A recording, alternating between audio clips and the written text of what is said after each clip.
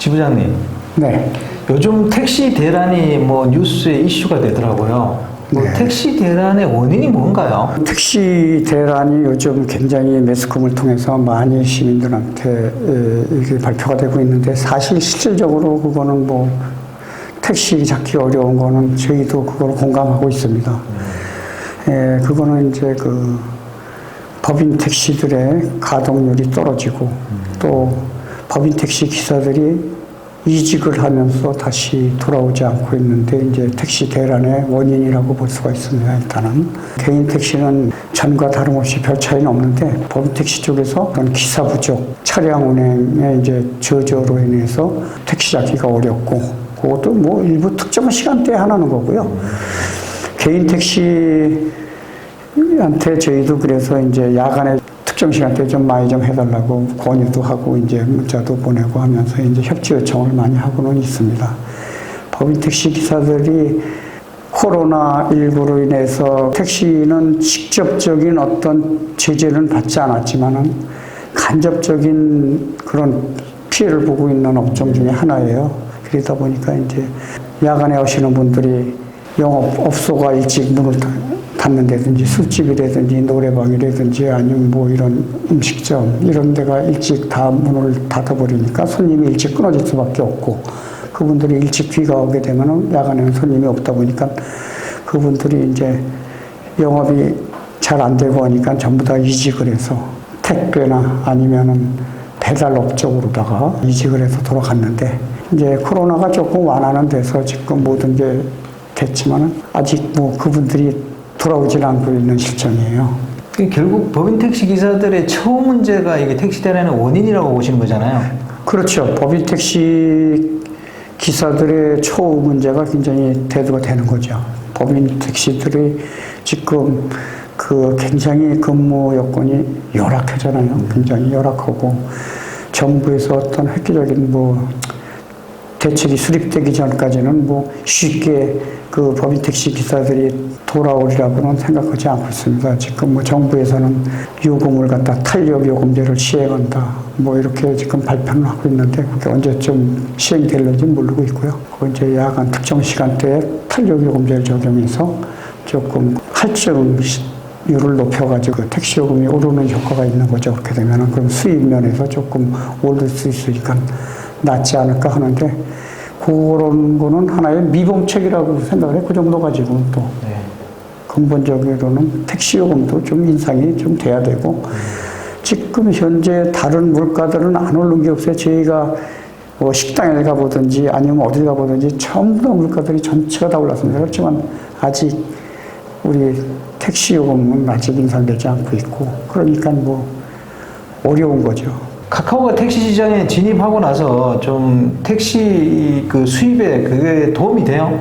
물론 뭐 카카오하고는 지금 떨어질래야 떨어질 수 없는 지금 택시하고는 밀접한 관계에 있는데, 카카오가 브랜드 사업을 하면서 처음에 시작을 할 때는 기사들하고 우리 택시업계하고 굉장히 상생하자고 해가지고 굉장히 협조적으로 나왔는데, 거기가 택시업계에서 많이 협조가 돼가지고 이제 완전히 성장을 하다 보니까 이제는 택시업계를 어떤 무시하는 처사, 이러다 보니까 기사들이 울며 겨자 먹기로 카카오 콜을 그건 받으면서도 카카오에 대한 부정적인 생각을 갖고 있습니다. 기사들이. 그래서 지금 카카오 티블루라는 그 브랜드 택시가 있잖아요.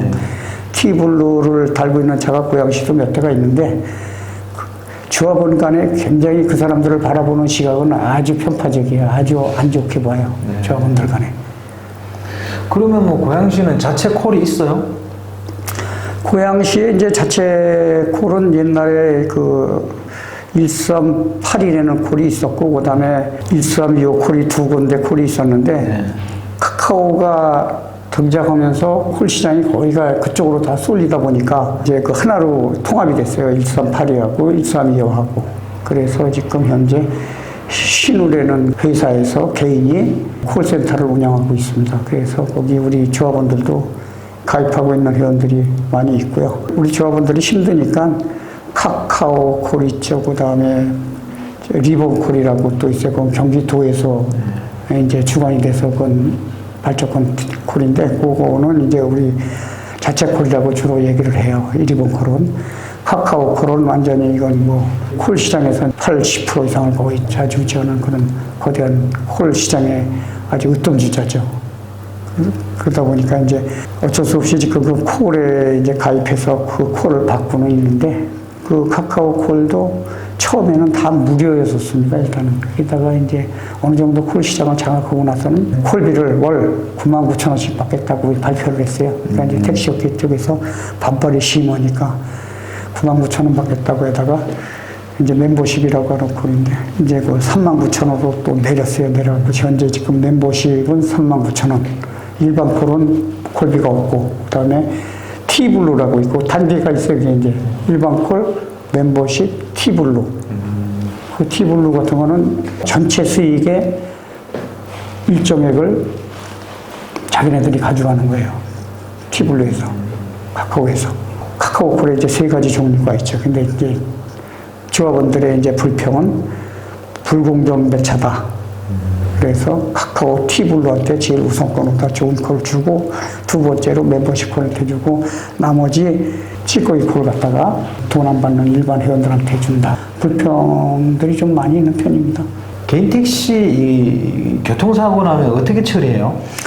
개인 택시 교통은 전부 다 거의가 한 90% 가깝게 개인 택시 공제조합이라는 데 다 가입이 돼 있어요. 그래서 개인 택시는 거의가 공제조합에 보험을 들고 그 공제조합에서 사고 처리는 다 하고 있습니다. 이게 일반 선보사나 똑같은 거예요, 공제조합이. 그런데 이제 개인 택시 공제는 개인 택시 그 조합원들로만 구성이 된 그런 조합이죠. 그러면 보험료는 얼마나 내요? 보험료는 소나타 기준에서 모든 자체 보험까지 다 들었을 때, 신차 기준에서 처음 내가 들 때 100% 기준 했을 때 소나타는 한 300만 원 정도 들어가요. 1년 보험료가. 그리고 이제 그랜저 같은 경우에는 차값이 좀 비싸니까 한 350만 원 정도 들어가고. 그렇게 이제 뭐 차 가격에 따라서 이제 자체 보험료에 좌우되니까 조금씩 차이는 있죠.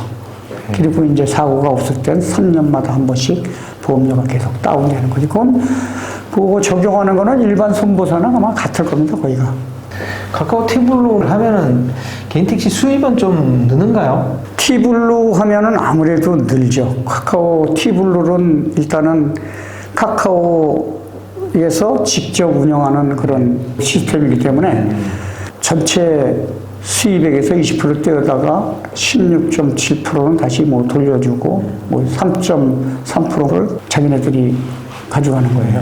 그러다 보니까 이제 거기에 콜을 많이 배정해야 수익이 많아야 또 그만큼 자기네들이 가져가는 게 많다 보니까 거기에는 제일 아무래도 브랜드 콜 쪽으로 많이 콜 배정을 하는 것 같아요. 그래서 불공정이라고 저희가 많이 하는데 자기네들은 아니라고 지금 계속 뭐 반발하고 있는데 실질적으로 그래요. 그래서 뭐 여러 번 테스트했는데 사실 실적으로 T블루 있고 멤버십 있고 일반 콜 회원 같이 쭉 서 있어도 나가는 거는 T블루가 제일 빠르고 그다음에 멤버십 나가고 콜비 없는 일반 콜 나가고 이런 실정입니다. 카카오에 뭐 가입하고 싶으면 누구나 가입할 수 있는 건 아니잖아요. 네. 일반 콜은 아무나 가입할 수 있어요. 네네.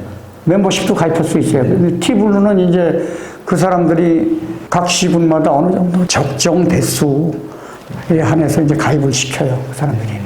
차가 몇 년 됐느냐, 이러는 뭐 이런 거 다 봐가지고 쉽게 얘기해서 조금 엘리트 쪽으로만 뽑아서 그쪽으로 가입시키는 것 같아요. 우리가 지금 자율주행차가 요즘 하도가 되고 있잖아요. 어떤 분들은 자율주행차가 나오면 택시 기사분들이 직업이 없어질 것이다 이렇게 얘기를 하는 분들이 있는데 지부장님이 보시기에는 어떤가요? 네, 요즘 자율주행차가 매스컴을 통해서 많이 뉴스거리가 되고 있는데요. 앞으로 뭐 자율주행차가 실용적인 단계까지 올라면 언제쯤 될는지 모르겠습니다만은 일단 뭐 크게 거기에 대한 그 염려는 아직 하고 있진 않아요. 저희 조합원들은. 네. 저도 이제 개인 택시를 조금 많이 인터뷰를 하면서 생각을 해봤는데 앞으로 개인 택시 분야의 자율주행차가 나와도 누군가는 개인 택시를 청소하고 또 뒤에 타는 승객을 관리해줘야 되잖아요. 갑자기 응급 상황이 발생할 수도 있고. 그래서 그렇죠. 앞으로 개인 택시 하시는 분들이나 이런 보험택시 기사분들은 운전은 자율주행이 조금 나오니까 수월해지고 대신 손님한테 집중하는 그런 형태로 바뀔 것 같은 느낌이지 결코 그냥 기사분 없이 이 택시가 혼자 다니는 거는 그건 좀 말이 안 맞다고 생각하거든요. 그래서 저는 그런 일은 없을 거다 생각합니다. 뭐 언젠가는 뭐 그렇게 될는지 모르겠지만은 그 시점까지 오려면 아직 뭐 시기적으로 많은 시간이 필요할 거라고 생각하고요. 요즘은 뭐 모든 게 다 서비스 맞는 시대 아닙니까? 그래서 저희도 항상 조합원님들한테 그 서비스에 대해서 강조하고 민원을 갖다가 제기할 때는 기분이 나쁘기 때문에 민원을 제기하는 거거든요. 그래서 손님들한테 기분 나쁘지 않게 대하는 게 제일 중요한 마인드라고 생각합니다. 그게 본인 자신한테도 그만큼 또 건강에도 유리하고 스트레스 받아봐야 본인 자신이 해로운 거 아니에요? 손님도 기분 나쁠 뿐더러. 그렇기 때문에 항상 서비스에 중점을 둬야 된다고 생각합니다. 일단 개인 택시도 서비스의 일종이니까. 스타렉스나 이런 승합차로 개인 택시를 하시는 분들이 있더라고요. 이것도 네. 개인 택시예요, 이것도요? 네, 개인 택시가 있는데요. 이제 그 두 가지 종류가 있습니다. 대형 택시라고 해서 스타렉스 네. 그거를 갖다가 하는 사람이 있고 대형 택시로 네. 그건 요금 체계가 다르죠. 그리고 플랫폼인 카카오에서 하는 벤티라고 있어요. 네. 그것도 이제 스타리아라는 차 가지고 그 영업을 하는데 대형차하고 중형차하고 다르고 대형차하고 또 벤티하고 또 택시 요금 체계가 좀 달라요. 다 차이가 납니다. 그게. 그러면 개인 택시 면허를 가지고 그 대형 택시를 할 수 있어요? 네, 할 수 있습니다. 자기가 신청하면은 그 시에서 이제 그걸 모집을 해가지고 대형 택시로 다 사업 전환을 시켜줍니다. 그러면은 대형 택시를 할 수 있어요. 그러면 우리 고양시 개인 택시 조합에도 대형 택시가 있습니까? 현재 대형 택시는 2대가 있습니다. 지금 주로 그 차들은 이제 공항 쪽에서 일을 많이 하고요. 이런 길거리 영업은 거의 그렇게 많지는 않죠. 그런 데는. 아마 대형 택시니까 그 용어만 봐도 단체 손님을 태워나르는 그런 용도로 쓸 것 같아요. 그렇죠. 공항에서 이제 인원이 많고 그럴 때 단체로다가 해서 관광도 다닐 수가 있고 그 차를 이용해서 또 아니면 뭐 이동을 할 때 이제 인원이 많다. 2대로 다니기도 불편하고 그러니까 한 대를 이용해서 여러 명이 한꺼번에 같이 다닐 수 있으니까 그 차를 이용하는 분들이 계시죠. 승객들 중에서. 그럼 대형 택시는 하고 싶다고 하는 게 아니고 시에서 그걸 모집한다고요? 내가 요청을 해서 시에서 인가를 해주죠. 시에서 인가를 해줘야 이제 대형 택시로 사업면허가 바뀌면서 차 넘버도 바뀌어요.